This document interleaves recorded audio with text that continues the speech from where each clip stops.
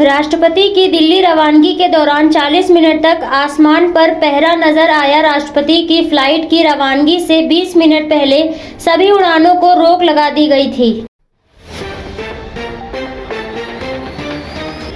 Supreme court ने central Vista project जारी रखने के लिए दिल्ली हाई कोर्ट के आदेश के खिलाफ एक पीआईएल को खारिज कर दिया है। बता दें कि दिल्ली हाई कोर्ट ने याचिकाकर्ताओं पर 1 लाख का जुर्माना भी लगाया है।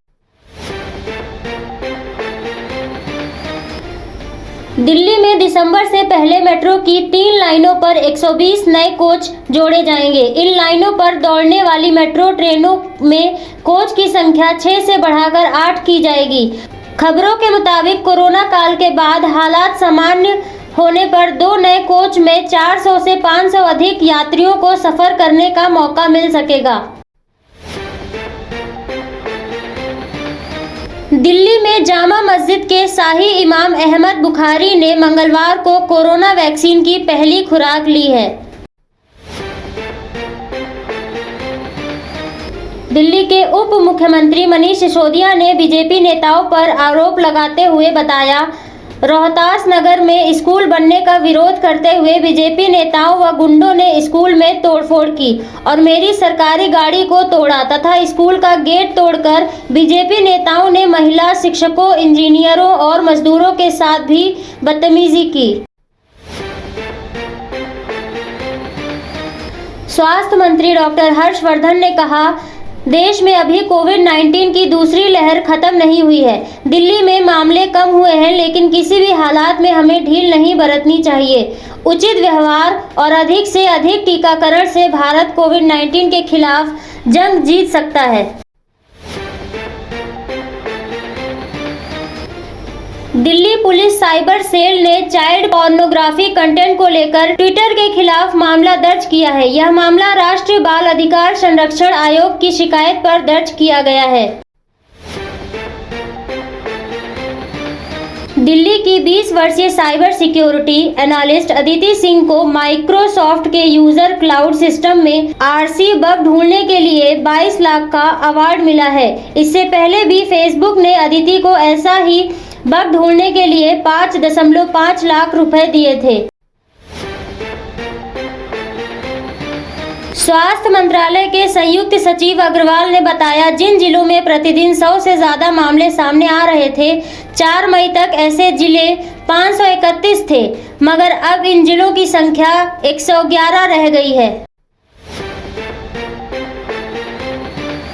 नोएडा में एक कंपनी के 2 मजदूरों ने अपने साथी के साथ ऐसा मजाक किया जिससे उनकी जान भी जा सकती थी। बता दें कि मजदूर के प्राइवेट पार्ट में आरोपियों ने कंप्रेसर पाइप लगा दी, जिसके चलते वह गंभीर रूप से घायल हो गया। वहीं मौके से पीड़ित को अस्पताल में भर्ती कराया गया और आरोपियों को गिरफ्तार कर लिया गया है। लखनऊ में महानगर में फातिमा अस्पताल की घोर लापरवाही सामने आई है। बता दें कि हॉस्पिटल के वाशिंगटन में खुली मैनुअल लिफ्ट की तकनीकी खराबी के चलते अस्पताल के सफाई कर्मी सुरेश कुमार की मौत हो गई है। जानकारी के अनुसार सफाई कर्मी लिफ्ट की मीटर में फंसे तार को हटाने के लिए लिफ्ट में घुस गया था। सफाई कर्मी की मौत के बाद परिजनों ने जमकर हंगामा किया। लखनऊ में प्रारंभिक अर्हता परीक्षा की तिथि को बढ़ाने की मांग को लेकर प्रदर्शन किया गया, क्योंकि परीक्षा के आवेदन प्रक्रिया के अंतिम सप्ताह के दौरान आयोग की वेबसाइट लगातार बाधित रही, जिसके चलते लाखों की संख्या में छात्र छात्राओं का आवेदन नहीं हो सका। बहराइच में जिला सेवा योजन अधिकारी संजय कुमार ने बताया, उत्तर प्रदेश सरकार द्वारा सेवा योजन विभाग के माध्यम से बेरोजगार अभ्यर्थियों को सेव आयोजित कराए जाने के उद्देश्य से पोर्टल सेवा मित्र.up.government.in लॉन्च किया गया है। उत्तर प्रदेश के बस्ती के सोनहा थाना क्षेत्र के तेनुआ असानरा गांव में मंगलवार को एक पति ने पत्नी के ऊपर शक के चलते सर पर डंडे से वार कर पत्नी को मौत के घाट उतार दिया। सूचना पर पहुंची पुलिस ने शव को कब्जे में लेकर पोस्टमार्टम के लिए भेज दिया है। उत्तर प्रदेश के जौनपुर में सुरेरी थाने की दीवार पर पत्र चस्पा कर D33 गैंग द्वारा 2 थानों को उड़ाने की धमकी दी गई है। इस मामले में पुलिस ने इसे किसी की शरारत बताते हुए जांच शुरू कर दी है। उत्तर प्रदेश में आगामी चुनाव के मद्देनजर ट्विटर पर हैशटैग हर पंचायत भाजपा नंबर 1 ट्रेंड पर करता हुआ नजर आया। यूपी के बरेली में गन्ने के खेत में एक नवजात बच्ची के मिलने से आसपास के लोगों में सनसनी फैल गई। बच्ची की दोनों पैर की एड़ियों को कीड़ों तथा चींटियों ने काट कर गंभीर रूप से जख्मी कर दिया। मौके पर पहुंची पुलिस ने बच्ची को अस्पताल में भर्ती कराया। जानकारी के मुताबिक बच्ची के 2 दिन की होने की संभावना जताई जा रही है।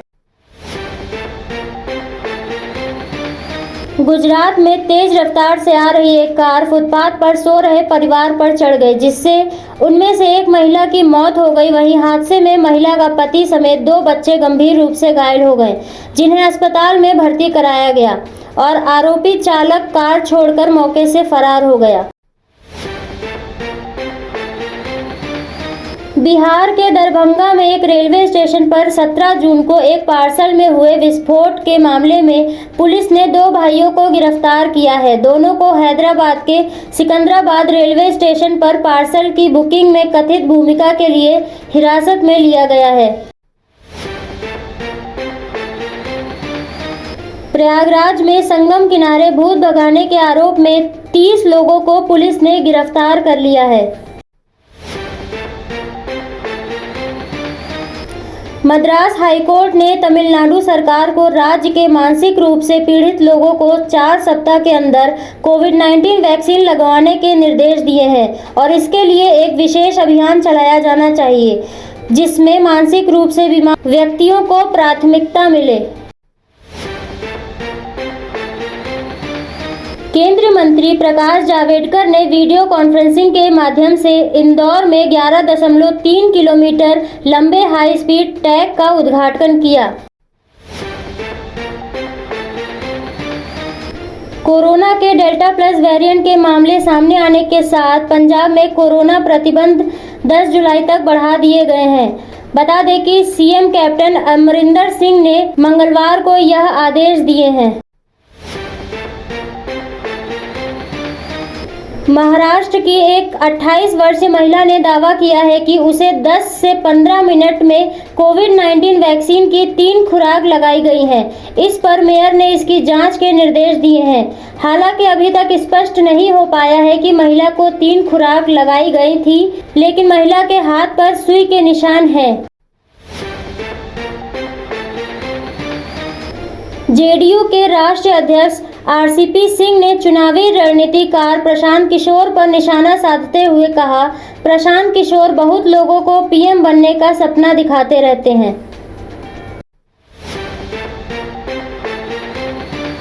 मॉडर्ना की वैक्सीन पर डॉक्टर वीके पॉल ने कहा, लाइसेंस मिलना पहले महत्वपूर्ण है। अगला कदम कंपनी उठाएगी और उसके बाद ही वैक्सीन का आयात हो सकता है। केंद्रीय मंत्री जितेंद्र सिंह ने डॉक्टरों से कोविड-19 की संभावित तीसरी लहर को लेकर लोगों में घबराहट नहीं पैदा करने का आग्रह करते हुए कहा, बचाव का मूल मंत्र एहतियात बरतना है, घबराना नहीं। पश्चिम बंगाल में चुनाव के बाद हुई हिंसा को लेकर फैक्ट फाइंडिंग समिति ने अपनी रिपोर्ट गृह राज्य मंत्री किशन रेड्डी को सौंपी है। रिपोर्ट में बताया कि पश्चिम बंगाल में जो चुनाव के बाद हिंसा हुई वह पूर्व नियोजित थी। पश्चिम बंगाल की मुख्यमंत्री ने राज्यपाल जगदीप धनखड़ पर भ्रष्ट होने का आरोप लगाते हुए कहा था, जैन हवाला केस की चार्जशीट में राज्यपाल धनखड़ का नाम था, जिस पर राज्यपाल ने कहा, यह कुछ ऐसा हुआ है कि आप कहें कि मैं चंद्रमा पर नील आर्मस्ट्रांग के साथ गया था। नीति आयोग के सदस्य डॉक्टर वीके पॉल ने कहा, मॉडर्ना की वैक्सीन को आपातकालीन इस्तेमाल की मंजूरी दे दी गई है। गोवा में पूर्व क्रिकेटर अजय जडेजा पर नचिनोला गांव में कचरा फेंकने के आरोप में सरपंच तृप्ति बंदोदकर ने 5,000 रुपए का जुर्माना लगाया है। डेल्टा प्लस वेरिएंट को लेकर पैदा हो रही चिंताजनक स्थिति के मद्देनजर नीति आयोग के सदस्य डॉक्टर वीके पॉल ने कहा, डेल्टा प्लस वेरिएंट के 51 मामले सामने आए हैं और यह 12 राज्यों में है। पेट्रोल और डीजल की बढ़ती कीमत को लेकर मध्य प्रदेश के ऊर्जा मंत्री प्रद्युम्न सिंह तोमर का एक विवादित बयान सामने आया है। उन्होंने कहा कि यह पैसा गरीबों के लिए इस्तेमाल में लाया जाएगा। देश के कोरोना के मामले में 91% की गिरावट देखने को मिली। रिकवरी रेट में जबरदस्त सुधार। रेलवे ने यात्रियों की सुविधा के लिए मुंबई हजरत निजामुद्दीन के बीच चलने वाली राजधानी स्पेशल ट्रेन को हर रोज चलाने का फैसला किया है। T20 वर्ल्ड कप टूर्नामेंट की तारीख सामने आ गई है। बता दें कि टूर्नामेंट की शुरुआत 17 अक्टूबर से होगी, जबकि फाइनल 14 नवंबर को खेला जाएगा। आईसीसी ने मंगलवार को इस बात की पुष्टि की है। व्हाइट हाउस से प्राप्त जानकारी के अनुसार यूनाइटेड स्टेट्स ने 2.5 मिलियन मॉडर्न वैक्सीन की खुराक बांग्लादेश के लिए रवाना की। बेल्जियम द्वारा पुर्तगाल को राउंड ऑफ 16 में हराकर यूरो 2020 से बाहर निकालने के बाद रोनाल्डो ने कहा, बेल्जियम जीतने में भाग्यशाली रहा। अमेरिका के फ्लोरिडा में 12 मंजिला आवासीय इमारत ढहने के बाद 150 से अधिक लोग लापता थे, तो वहीं अब इमारत की 55 इकाइयां ढहने के बाद 9 लोगों की मौत की पुष्टि हुई है। दिग्गज फुटबॉलर लियोनेल मेसी अर्जेंटीना के सार्वजनिक मैच खेलने वाले खिलाड़ी बन गए हैं। उन्होंने पूर्व डिफेंडर हावियर मास्चेरानो का रिकॉर्ड तोड़ते हुए बोलिविया के खिलाफ कोपा अमेरिका मैच में यह उपलब्धि हासिल की है।